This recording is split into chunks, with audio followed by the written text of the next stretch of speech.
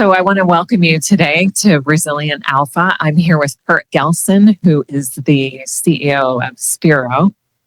And you are a highly experienced senior executive. He's a serial entrepreneur. He's been a CEO 4 times, CMO, CSO, head of clinical, regulatory, manufacturing, and R&D in pharma. He's worked in startups and public biotech, raised $400 million, approved 2 drugs, had a VC for 13 years at the Research Corporation Technologies and Venture Fund. Did I miss anything? There's a lot there. That's fine. Thank you. So you have a deep medical and health background, right? Very deep and within the drug sector. So I'm curious, how did you get involved with this company? And it's a medical device company, so it's a little bit different than your background that you're coming directly from. Yeah. So from my work at Research Corporation Technologies, we actually had a medical device incubator. So I got exposed a lot to devices, but I also have a civil engineering degree before I went and did the MD PhD. And so I have a engineering kind of way of looking at problems and stuff. So I like the devices too. And the great thing about medical devices is if they work, they really work. And where we're dealing with drugs, it might work in a select group of patients with the drugs. It doesn't always work for everybody. So like in oncology, we're hoping to get, 15 to 20% of the patients to respond to a drug. I just love devices because, again, if they work, they work. And so one of the guys I worked with at Research Corporation Technologies, his name is Paul Grand. He left and started MedTech Innovator, which is now the largest medical device accelerator in the world. And I've been a judge and a mentor for his company for a long time. What they do is an American Idol-like competition. So, in fact, he called it MedTech Idol in the beginning, and American Idol sued him because of the name. So he had to change the name to MedTech Innovator. And so we triage about 1,500 companies a year, and we whittle them down to the top 10. And then they do an American Idol-like competition. And then the audience votes for the company that wins. And then J&J is a big sponsor. They win real good money now, non-dilutive funding for their company. And I just happened to be judging when Spiro Medical came along. And I just found it to be so disruptive and fascinating to me that I went and met the CEO afterwards because he happened to be in Florida. And then I got on their board. And then because of things that happened, he left. And I just said, I'll take over. And so that's how I got involved. Interesting. So, and asthma is certainly something that is, very prevalent in the population. It's not unlikely to see someone, whether it's on a, soccer field or in a meeting, to use, one of those pumps to just give themselves some quick relief. And so how did the founder discover that the use of these neuromodulations treat asthma? And can you speak a little bit about how that works? Sure. So you probably all heard about neuromodulation these days because of Elon Musk's Neuralink. Now it's becoming more common language, but the first neuromodulation devices were out in the 1960s.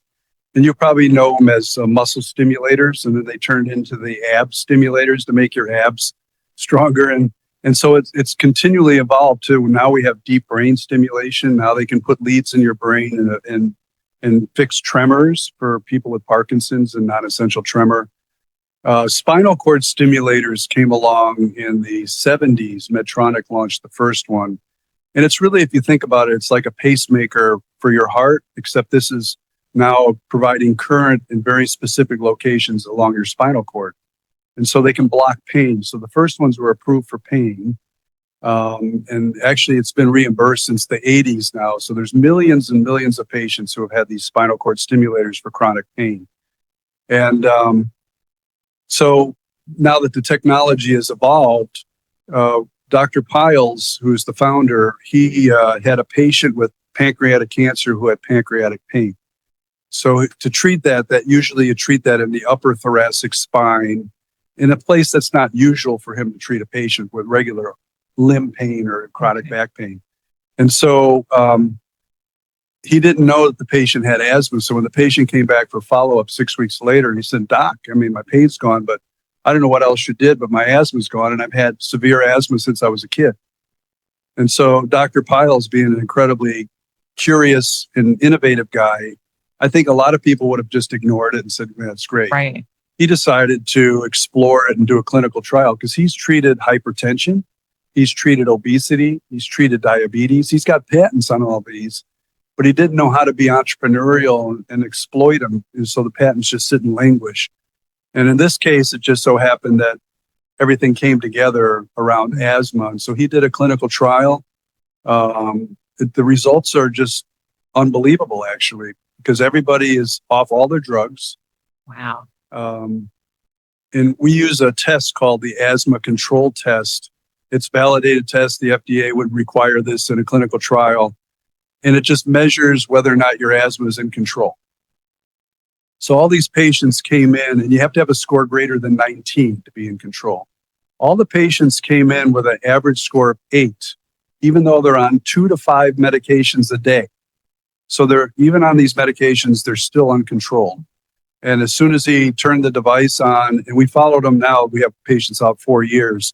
The mean score is 23. The highest score is 24. And the same with their quality of life. And you don't realize how asthma affects your quality of life because you're worried about an asthma attack all the time. Sure. So you get up and take your inhalers. You take them during the day. If your trigger is a fragrance or something, you can't go to church, or you have to walk out of church and you have to take your inhaler. And they're constantly taking their medication. Wow. And all the medications do is prevent an asthma attack. They don't cure the disease. It's one of the top 10 non-curable diseases that we have. There's 27 million people in the United States with asthma. 11 million have moderate, and about 2 million have severe asthma. And so this is why this is so amazing, because again, it really works. Having done a lot of clinical trials in my time, it's rare that you get something that works so well.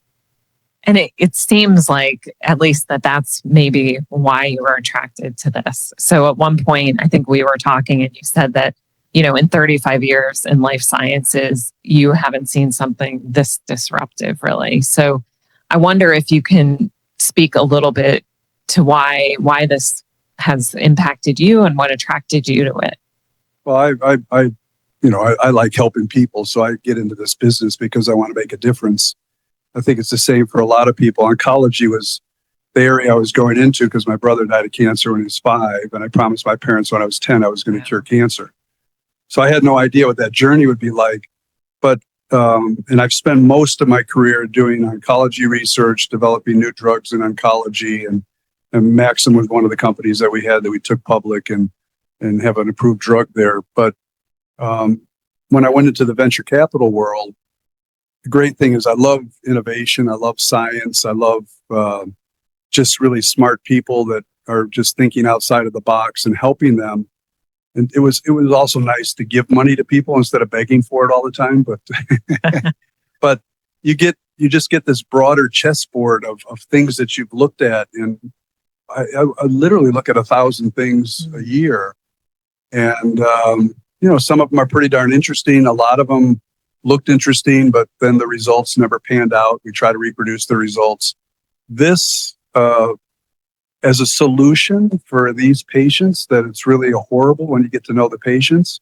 It really is the most disruptive thing I think I've ever seen. That's amazing. And can you speak a little bit to the clinical results and what those look like in the pilot study? Yeah. So the way the pilot study was set up was we had to have patients who had chronic pain because they were going to get a stimulator anyhow.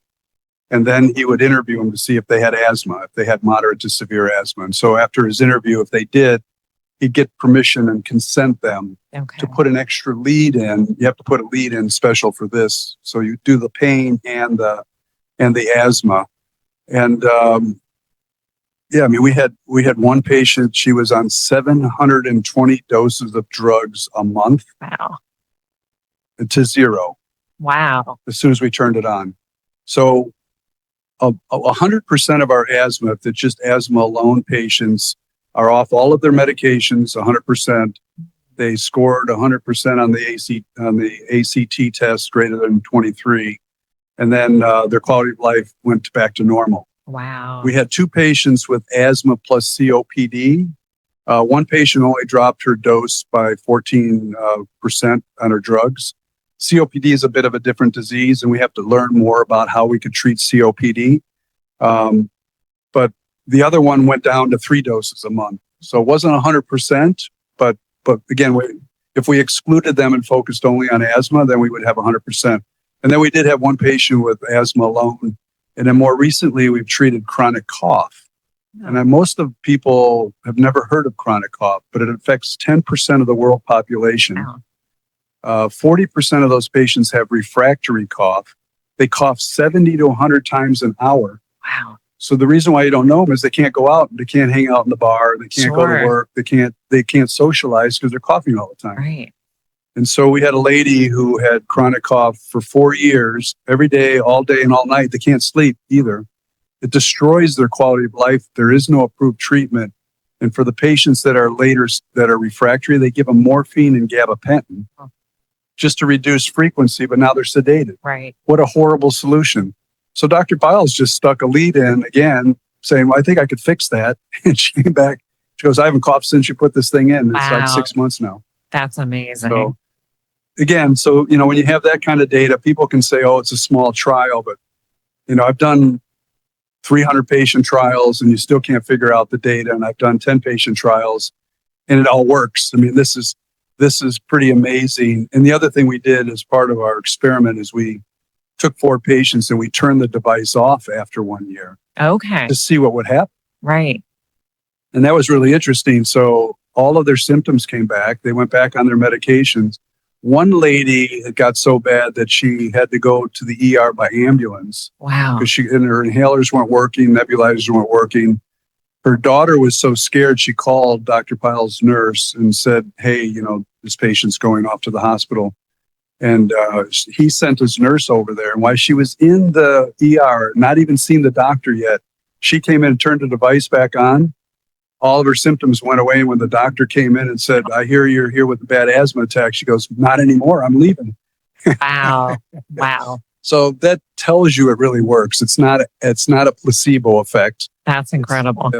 And so that's why we're pretty excited about it. And I think the FDA, we only need a 50-patient study for approval. It's 25 patients in each arm. So okay, and that was going to be my next question. So, yeah, and so what are your suspicions about the FDA approval process? How far are you?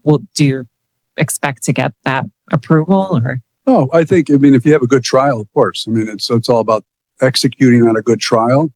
They agree with our trial design, so we're going to do spinal cord stimulator for asthma versus physician's choice, so they can put them on a biologic. Right. Biologics will get a complete remission in about 28% of the patients, and we'll have 90 to 100%. That's great. So it's a no-brainer actually, but now you have to execute it, so they can't find anything in the trial itself that was a problem, right? Right. You enrolled the wrong patient, or you have too many queries and things like that. And I used to run clinical and regulatory, so I know the game. But we actually had a pre-sub meeting with them. And so they had their pulmonary group there. They had the neuromodulation group there. So I think we're all aligned. That's excellent. Excellent. And so do you think that pharma companies who sell asthma drugs would possibly be interested to acquire this? Or do you think it would just be medical device companies? Well, that's a great question. So our original approach is we raised a convertible note to do a whole bunch of things. Get our IP. So we've got 3 patents now issued and a whole bunch of other patents in prosecution. We're kind of building what we call picket fence. Wanted to meet with the FDA to get their agreement that our pilot study was sufficient to support the pivotal trial, and then get approval on our pivotal trial design, which we did. Then do marketing studies for asthma and neuromodulation. And then we did health economic studies, pricing reimbursement studies. We hired outside firms that specialize in that. And then I thought with that data package, because I'm mostly a pharma guy, right, that I could go and they would just in-license or just acquire us or just license it, right? License our IP and then bake it into their machinery. Pharma would put this thing in their clinical machinery and then market it, right? MedTech doesn't seem to do that. So I talked to all of them. I talked to the key players in asthma, GSK, AstraZeneca, Sanofi, and Merck are the top ones. Talk to them. My sense is they just don't see it as a threat yet because we're still early. Right. Right. But I tried to convince them that they could wear a white hat because their drugs don't work. Right. So why keep the patients on a drug when you could actually transfer them over to this, like the biologics fail? Right. Put them on this or put them on this. And if they're not qualified or eligible for the spinal cord stimulator, then give them the biologic. Right. So we'll see what happens once we make more noise. We have a paper that's hopefully going to get published. And Okay. we'll start to, rattle the pulmonologist cages and pharma. On the medtech side, we've talked to everybody with a spinal cord stimulator because the quickest way to approval is to use an approved device and just get a new indication.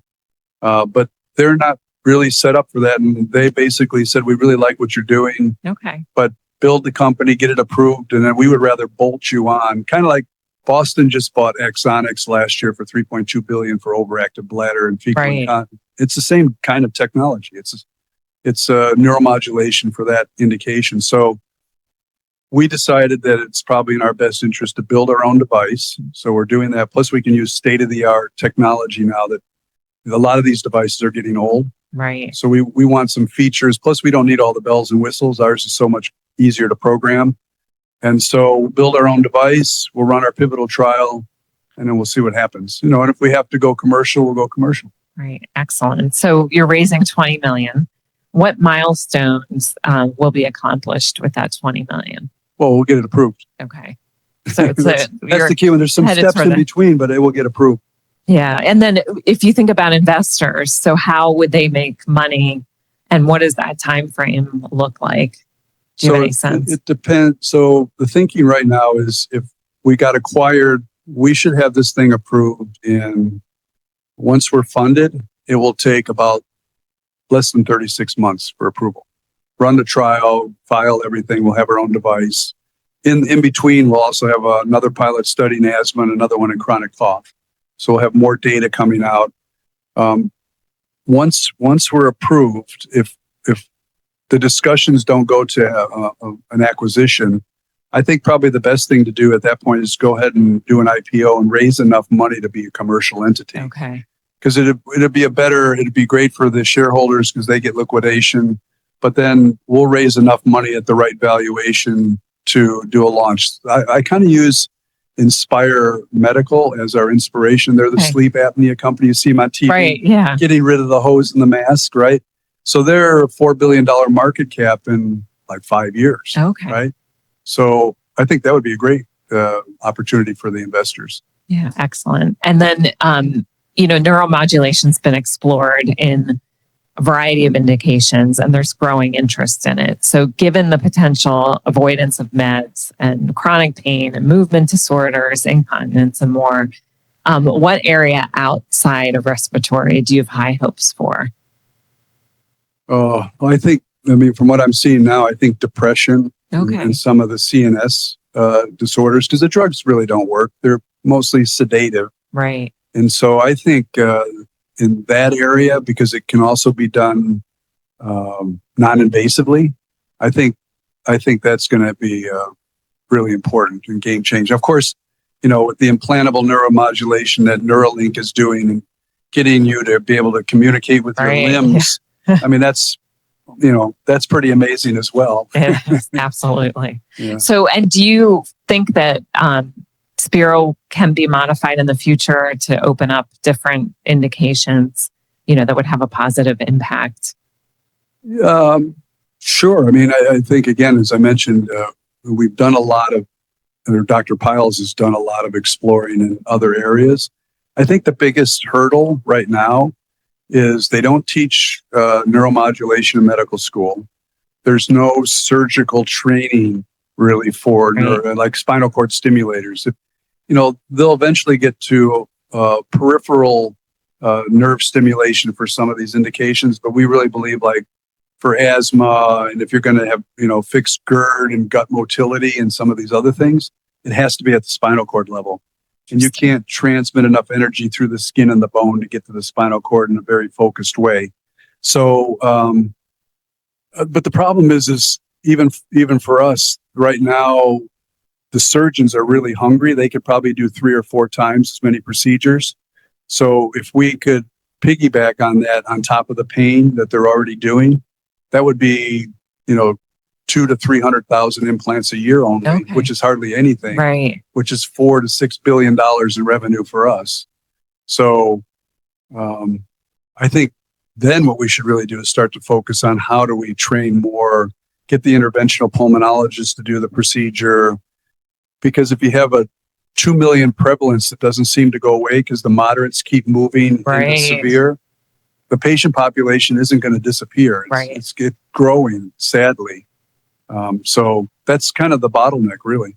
Yeah. So the other question I had, just switching gears a little bit, is, where is it manufactured? Does this larger kind of tariffs environment have any implication on where you're headed? Well, we're saying we're tariff free because it's going to be manufactured in Houston, Texas. Okay, wonderful. Excellent. Yeah. Excellent. And then can you speak to any issues with the FDA or with CMS on your path to commercialization, right now that you see on the horizon? Well, the FDA suggested that we focus on severe patients. Now, we did treat moderate patients in our trial. And when you talk to the patients, they go, gosh, I wish I would have known about this earlier. I would have done this earlier in my disease instead of progressing, right? Right. But so we'll have a label focused on severe. That doesn't mean we can't broaden it over time. And again, but the patient numbers get so huge. And then people are going to go, well, what about chronic cough and then COPD? Right. Well, those 3 indications actually affect 1/3 of the world population. Wow. It's 1/3 of our U.S. population has either COPD, chronic cough, or asthma. Wow. So you probably couldn't treat all of them. Right. It's just impossible. So I think the FDA was right. I'm not too worried about approval. We do a great trial, and the data turn out as we plan. It should be no problem. CMS, I hired Pacific Therapy Access. They're world leaders in pricing reimbursement strategies, and they're all connected with all these people. And they specialize in neuromodulation. So we don't need any new codes because spinal cord stimulators have a code. The surgery has a code. It's all the same. Okay. It's just the location of our lead and then the programming. But our programming falls within the approved parameters already as well. So nothing new has to take place. All we'll do for them is add a new indication of asthma. And it's already reimbursed, 2024 reimbursement, just so people know. Typically, it's $15,000 for the surgery and the surgeon, the hospital and the surgeon. The devices range from $18,000 to $22,000 for the device, and that's both the temporary and permanent devices. So the whole thing costs about $35,000. That's one time. Wow. One time and done. Each year of a biologic is $38,000 just for the antibody. Wow. So if we eliminate the antibodies and the other medications and no exacerbations, they actually did a health economics study that showed that our cost effectiveness is the most dominant thing. That, in fact, the guy who did it was a pulmonologist. He said, I've never seen a drug or anything do this. Wow. So we save the healthcare system $25,000 per year per patient for the first 4 years, and then it's $15,000 per year per patient after that. So even though it costs $35,000 up front, we're going to save billions to the healthcare system. And I think people don't understand in the U.S., asthma costs society $82 billion a year. Wow. And that's for 27 million people. The 2 million patients that are severe account for half of that. Wow. Or 41 billion.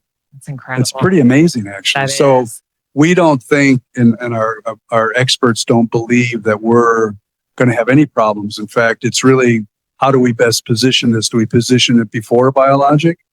Do we position it after a biologic? I kind of like going for before. Right. Why subject them to a biologic?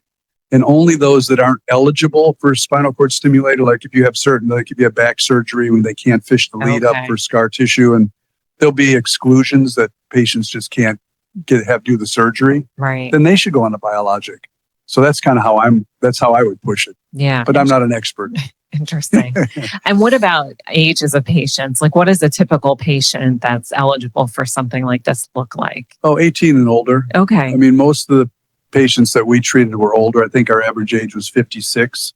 But we had some younger ones. We had a guy that was 23. Oh, And he always wanted to be a pilot and everything. And he couldn't do it because of his asthma. wow. And now he's flying helicopters and airplanes and everything. That's great. Yeah. Excellent. So anything that you wanted to talk about today that I haven't asked you? I think people get questions about IP. Right. So it's like, how come you don't have your own device? We are going to build our device, but device IP isn't so critical because we're still leveraging what's the spinal cord stimulator neuromodulation. So building another one, we'll have some IP around our designs and something like that, but smart engineers design around them all the time. Medtronic started it, right? And look, you got Abbott, Medtronic, Boston Scientific, Nevro, Saluda. They all have Right. spinal cord stimulators for pain. What's the better approach in this area is to block treatment of the patients with a specific disease. They call it method to treat. So like in pharma, as you know, you have composition of matter. Yep. But even for antibodies these days, they just make a different antibody sequence, right? Right. And so you get around it. But if you have method to treat, so treating a patient with asthma using neuromodulation, that's what we blocked. Okay. Treating a patient with COPD with neuromodulation is what we blocked. Okay. Same for chronic cough. And then the location that we put the leads was not known. Okay. Nobody really had figured that out prior. So that wasn't obvious. So we got patents filed around where we put the leads and how we program it, because the programming is so different than what they do for pain.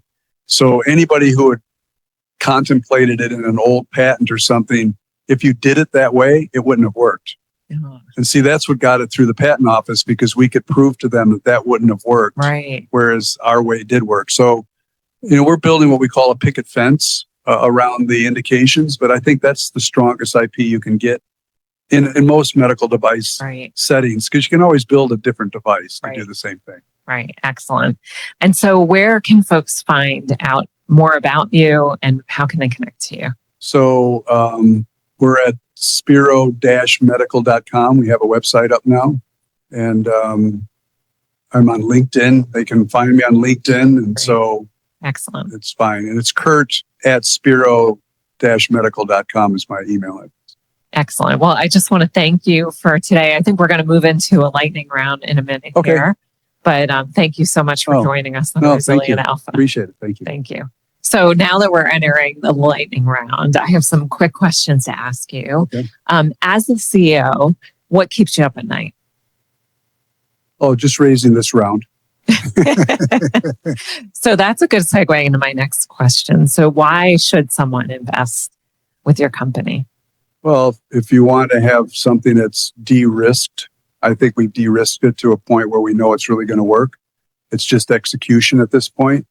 And where can you find an opportunity to get an approved product in less than 3 years for $20 million? That's great. And so what advice would you give a new entrepreneur coming into the medical device space?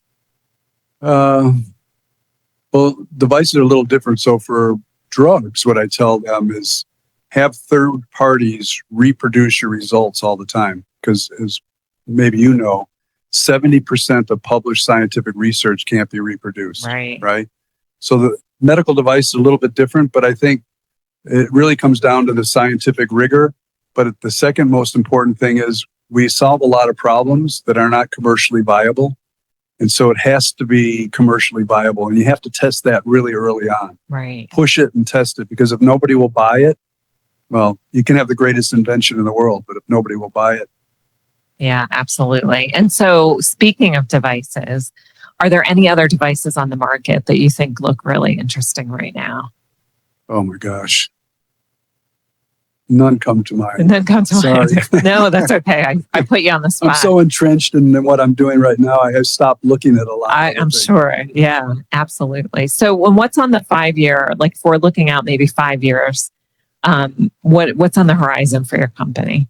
Well, if we're going to go commercial, I would hope that we've had really good success in 5 years where we've actually launched, maybe even almost hit 250 million to $500 million in sales and built the company up. At that point, I probably will move aside to somebody who's really commercially oriented. Okay. Because I'm not a commercial guy. I'm mostly the development guy. Right. So, or Gail, whoever would be the right person to take it really to the multi-billion-dollar market cap level. Interesting. And then in terms of the patients, so I assume that you've seen or heard some testimonials from patients. Is there anything that comes to mind that's somewhat striking or?